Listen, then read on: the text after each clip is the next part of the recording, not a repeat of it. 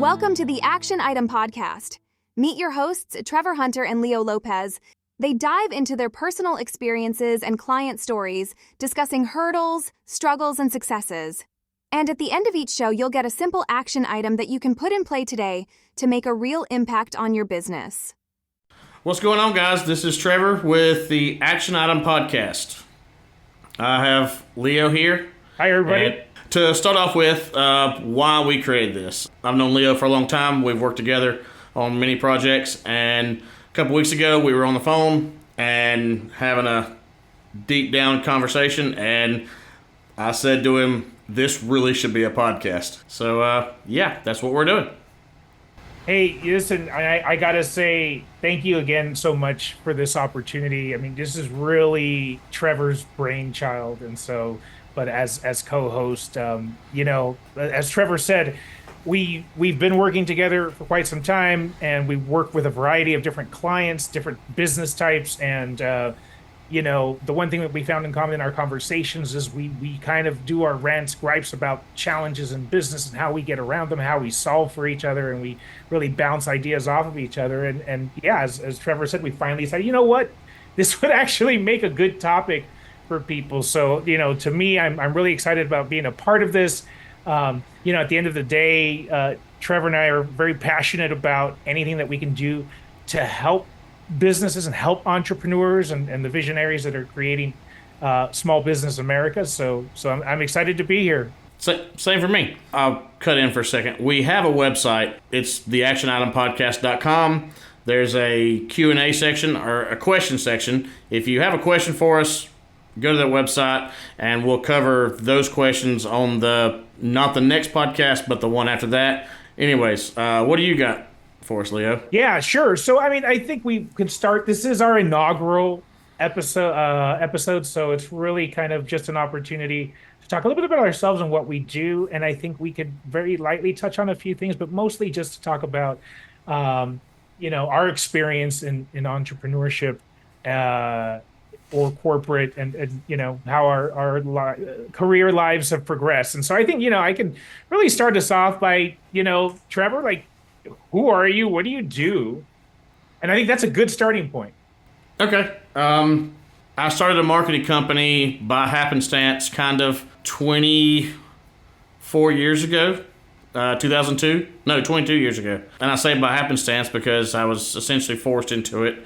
But that's a longer story for another day. Ever since we started with building websites and grown into more these days in the higher level consultation, growth type topics.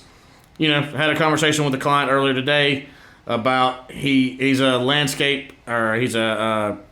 heavy equipment. He wanted to create a hat brand. And I had to be honest with him. I was like, you don't have the social media following to pull that off. So, not to, rain on your parade, but probably not something that you should allocate your money to. So, they come to me for stuff like that. Should I buy this piece of equipment? Should I do this? And, and I ask the right questions, or what I think is the right questions of whether or not they should do those things, We don't need friends who... attaboy type shit every time they turn around. If you have a stupid idea, you need friends that will tell you, no, that's a stupid idea. And that's what, you and I are, me and my business partner have that relationship, and I try to give that to our clients. I've told clients and even business leaders that I've worked for that if I ever start telling you everything you want to hear, it's time to fire me. So I agree with you. You mentioned something interesting.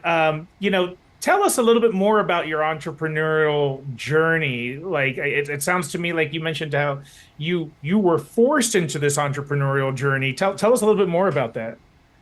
I was going to say that for another day, but I'll make it brief because it's a bit of a longer story. But we had a product way back when that I kind of engineered and had no money whatsoever.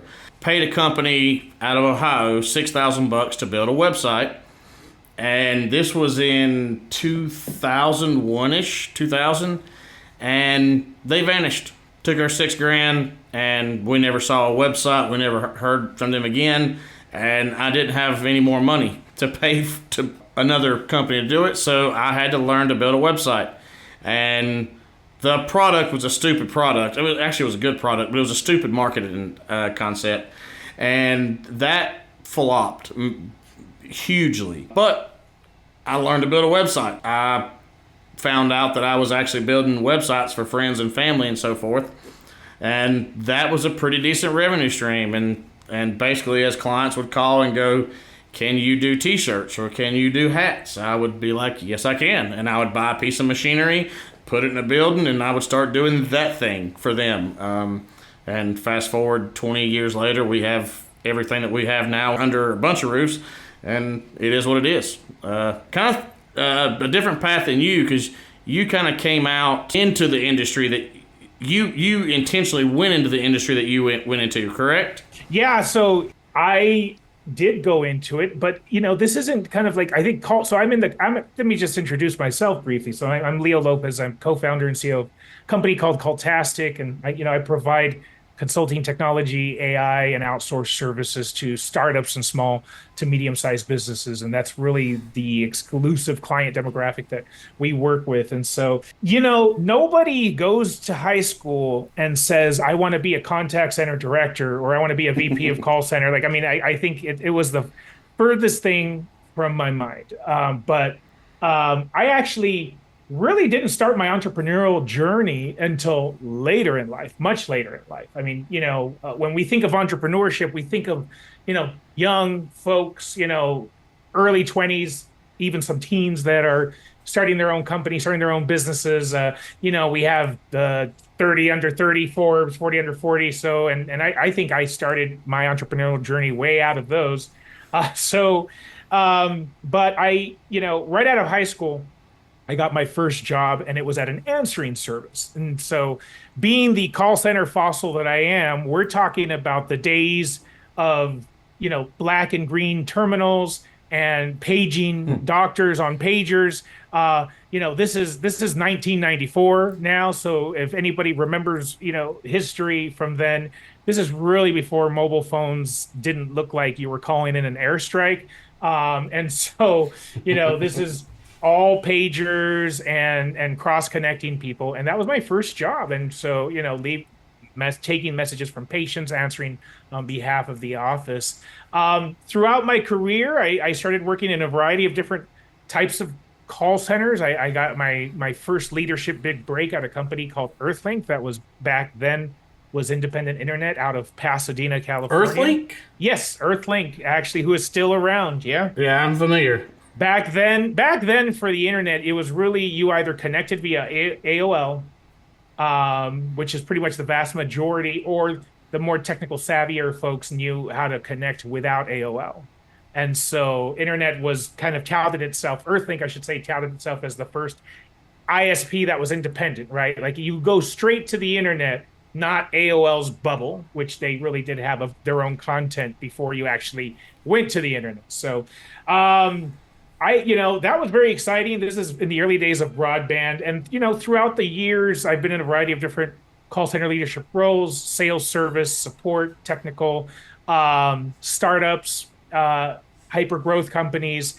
And so lo and behold, I've got this wonderful 20 plus year career in call center. At the pinnacle of my career, I spent 2 years in the Philippines. I was on assignment as an executive in charge of a site there. And then at a certain point, my company said, Leo, we appreciate, your commitment and services, but we don't really need you anymore. And we'll go ahead and bring you back to the States and then, part ways. Oh, really? So you were cut loose? I was cut loose, yeah. Oh, yeah, wow. I don't think you've never told me that. Yeah, maybe it's one of my deep, dark secrets. That was pretty much, it was my layoff. It was my second layoff in my career. So, by the way, if you haven't been fired 2 or 3 times in your career, you're not really anybody. I guess I kind of feel that way. Long story short, here I am over 40, and I did the one thing that I tell people I think anybody should do when they start looking at an entrepreneurial journey or considering one is, first and foremost, I moved away from the mentality of looking for a job and said, I am going to look for revenue. not a job, not starting my own business, not being independent. Revenue. That could manifest in a variety of different ways. The way it manifested for me eventually started as consulting. And then a couple years into my consulting, I met my co-founders, helping them with their call center. And, born out of necessity and what we saw in the BPO industry back then, maybe about 5 years ago, we decided to start our own company that was basically built for startups and small businesses. So you essentially completely different path and end result, but essentially Caltastic came from a necessity. Yes. The founders from I don't know if you want to mention who they are, but they needed call center solutions. You were the call center guy, so it was. Can I make the assumption that they figured out that it was cheaper to create a new company that would potentially be profitable and successful than to hire it out to somebody else? Is that kind of the path there? What's interesting about it is that it wasn't necessarily cheaper because you still had to put in the capital to start up a call center, right? As opposed to hiring someone right off the bat. However, you are right. In the long term, it is cheaper because you'll earn all that money back because you cut out the middleman at this point. So, Caltastic was born out in part of an opportunity, which is kind of like, as you say, here we have an opportunity to provide support for our co-founders and for us to take on additional clients and create a company, right? Profitable company. But the other part of the opportunity and the biggest part was startups and small businesses continue, and even to this day, continue to struggle in the space of customer experience and contact centers.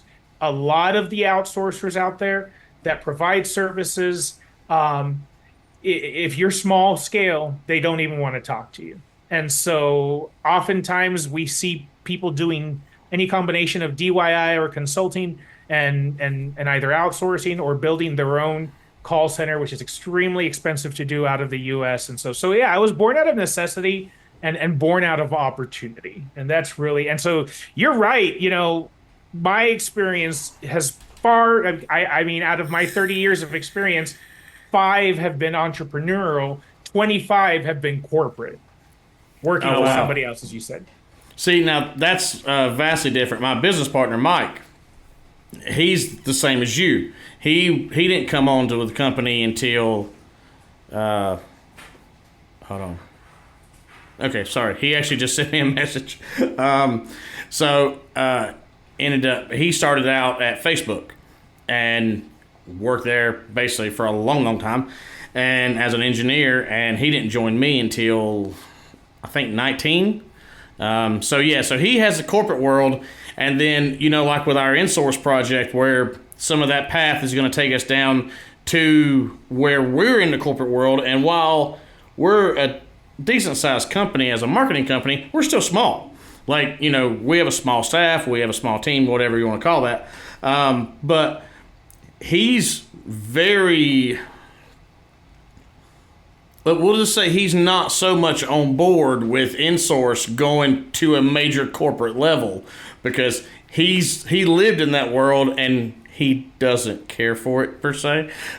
So it's been a couple interesting conversations. I did want to touch on a point that you had about businesses and startups. I want to dive into some of that a bit.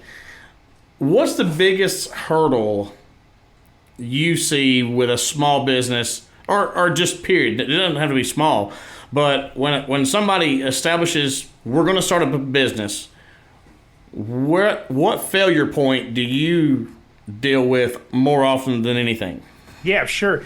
And I know this is kind of a small preview of what's to come, I think, in our next episode, where we talk a little bit more about entrepreneurship and kind of what those pitfalls are.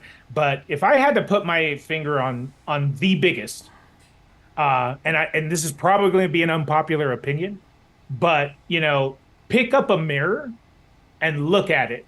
And that is the biggest failure point that I see in a lot of startups and small businesses. And I mean, the honest truth is yes, I can talk about organizations that are, not managed optimally objectives that are not clear, market placement. Like we'll talk a lot about those types of things, getting capital, resources, all that kind of stuff. But I swear to God, if I just nailed it down to one thing, I'd be like, people need to step aside or, get aside from themselves and really, really open up their mind to a belief that they don't have all the answers. They don't need to be the smartest person in the room.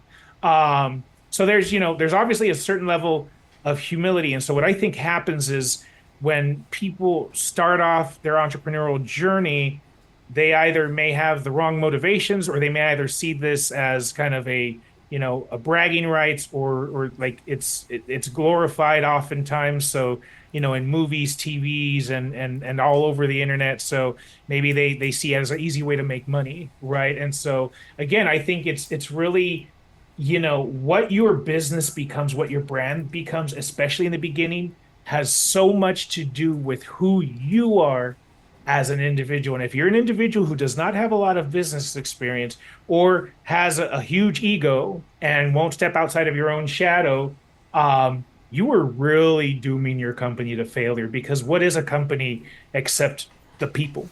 Yep. I tend to agree. I mean, we know the cash flow, customer acquisition, all of the list goes on and on. But like with a lot of our clients, they're mostly smaller businesses. The ones, and I think I told you this very thing the other day, the ones that end up successful are the ones that ask questions. How do I do this? They're the ones that pick up the phone call, even though it's not time for their consultation yet, and go, what do I do about this, man? And they'll ask the question, and they're actually genuinely, they know they don't know the answer. The ones that falter tend to be the ones that they take the advice of what I give them, and I know I can use. It's funny because me and Mike will do a discovery meeting with a client, and at that point in time, we determine, can we help them achieve the goals that they want, and if we can, then we accept them as a client. One of those variables is, will they listen? Will they do the things that we say they need to do? Because everything's not in our court, So it is very much so of that owner. If that owner is basically in the meeting telling us everything that needs to happen, there's a pretty good indicator that they're probably not the right fit, because they already have the answers, or they think they have the answers. And if they know that, if they think they already have the answers, they're probably doomed. And I know that it's ego. It's exactly what you said. If they can take their ego and just put it over there for a little while and go, let me just put this over here for 5 years, they'll grow massively. I agree with you 100%. This shows up on LinkedIn and on social feeds all the time, right? And it's the quote of Steve Jobs or whoever said it, that, we don't hire people and tell them what to do. We hire people so that they can tell us what to do. And I'm like, and 9 times out of 10, unfortunately, I see folks, again, doing I'm going to tell you what to do, particularly in areas where they might not have the expertise. So I'm going to hire these experts, or I'm going to bring in my CFO, and I'm going to have my executive team, or even it could be a business partner. Or in your example, it could be you're hiring a vendor to build your website. And if you already have all the answers and you're not open to getting that input from folks who have had more experience than that, you absolutely are doomed to fail. And I know it sounds simple, and I know it sounds like, well, duh, Leo, but the reality is right. We see this on an ongoing basis pretty much all the time. It's very pervasive with clients. So yeah, it's like, step outside of yourself for a second. Be open to criticism, be open to feedback, and I think there is an art to learning at what point you can take the leap of faith and trust. And I think that's kind of the hardest part too, is one thing is to hire these leaders to support you, but then do you trust in them that they have the best interests of the business at heart? And that's a whole other. Yeah, I mean that's a hard one too, because I mean all you have to do is scroll LinkedIn for 20 minutes and you know that there's 98% of people that are, there's no way to say it, they're absolutely full of shit. Like it's funny, I thought you said there was going to be no cussing and I was partially disappointed. So no. I said no. Are you going to edit this out now? No. I mean, we're doing a 20+ minute podcast. You think I can not cuss for 20 minutes? No. You've talked to me before. I'm going to try to limit my F-bombs minimal, but fair enough. But no. So yeah. So I mean, I had a client just the other day, and this is a great example of what happens and where they ask questions, but they ask the wrong question in the wrong way.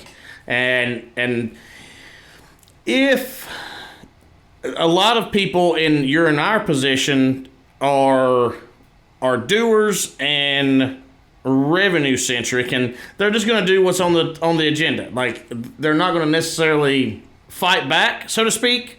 Like, I know that's not what most customers or clients think they want. They don't want a marketing guy that's going to fight them on a decision. But I absolutely will if I don't think it's the best thing for them. And the perfect example is somebody reached out to a client of mine, and I don't know this for a fact, but I'm just making the assumption here, and said, hey, your website is not ranking for these 5 keywords. And so I get an email, and it's like, hey, Trevor, our website's not ranking for these 5 keywords. Can we make that happen? And I look at the keywords, and they're literally keywords that I did actually consider at one point, but they have absolutely no search volume whatsoever. So you have no desire. There's no point in ranking for those keywords because no one is using those keywords. But instead of saying, hey, and again, I gave them the correct answer and I explained to them that there's no search volume. If you want to rank for them, then I will, but I informed them of why that probably wasn't the best course of action when they're already ranking for the top search terms that they should be ranking for. But somebody was trying to sell them some shit, so they had to find the gap, and the gap was, you're not ranking for these 5. So I guess the moral of that story is ask questions rather than just say, given, I don't know how to even word that. I think as we're talking through this, it's assumptions, it's ego, it's you can't take certain things at face value. So there's got to be some amount of skepticism, but become more informed. Look, I tell clients all the time, the best decision you can make is an informed decision. Yeah, and that's really it. And so I want to hit on a point that's really interesting because we've been talking about what's one of the biggest failure points that we see in businesses or with entrepreneurs. And, as I mentioned, I really think it's stepping outside of yourself. But I will admit that I am also guilty of some of that. And so don't get me wrong in saying that, well, this is why businesses failed. I mean, even the most successful people will have a tendency to have this occur. And you just have to have enough self-awareness to catch yourself. But this happens to me too, where, and I will be the first to attest that, Trevor, there are times that I just, Trevor built our website and did a lot of our digital design, if not most of it.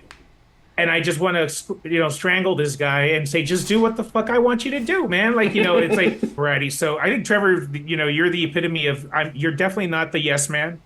No. Whether or not it's too much pushback at some point, it can be a little overwhelming. But I mean, at the same time, I think that, again, we have to catch ourselves as leaders where, Trevor has this experience. I don't.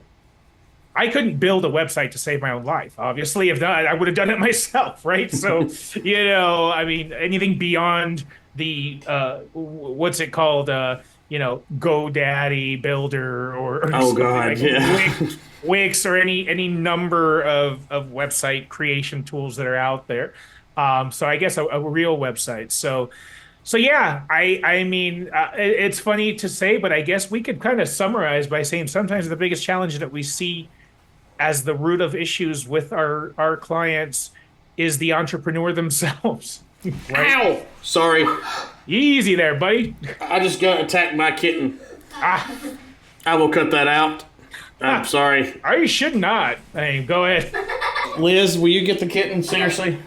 What's the action item for this one? Well, one thing that I can suggest, and whether you are a solopreneur or whether you have a team that you manage or you're working with vendors, because inevitably you are in whatever capacity. Yeah, of course. One exercise, and I got to give credit to Liz Wiseman, who wrote a book called Multipliers. If you haven't checked it out, I highly recommend it. I am not endorsed, but she wrote a book called Multipliers, which is about how we as leaders sometimes have a tendency to diminish or to limit the abilities of our employees, to not empower them or to not delegate enough, and for us to take those things on. So whether we're control freaks or what have you. So I think one of the exercises she suggests in her book, if you're starting to try to shift away from this kind of controlling everything and being the smartest person in the room, is that you will go into a meeting or a session with your vendor or partners. You can only ask questions. You cannot dictate. You can only ask questions. So if I'm with my business partner and he says, so what are we going to do about this? The only thing I can do is ask questions. How do you think we should approach this? What are the options? What are the alternatives? Why is this happening? What can we do about it? How can we do about it? Who can do about it? But you cannot say, we're going to do this. Okay, so I like that. So as of the Monday the 15th, sometime between Monday the 15th, that hopefully people see this, and Wednesday, an engagement they have with a vendor, partner, engage it with nothing but questions as the action item. That would be hard. As much as possible, right? And that would be hard. But I see the value there. You would learn a lot more than what I like that a lot. Okay, so that's our action item. And don't forget, guys, if you're watching this, well, of course everybody's watching it for the first time. This is the first time we've done one. So the actionitempodcast.com. Go to the bottom if you have a question for us. This is Trevor. Leo. This is Leo. Thanks, everybody, for listening.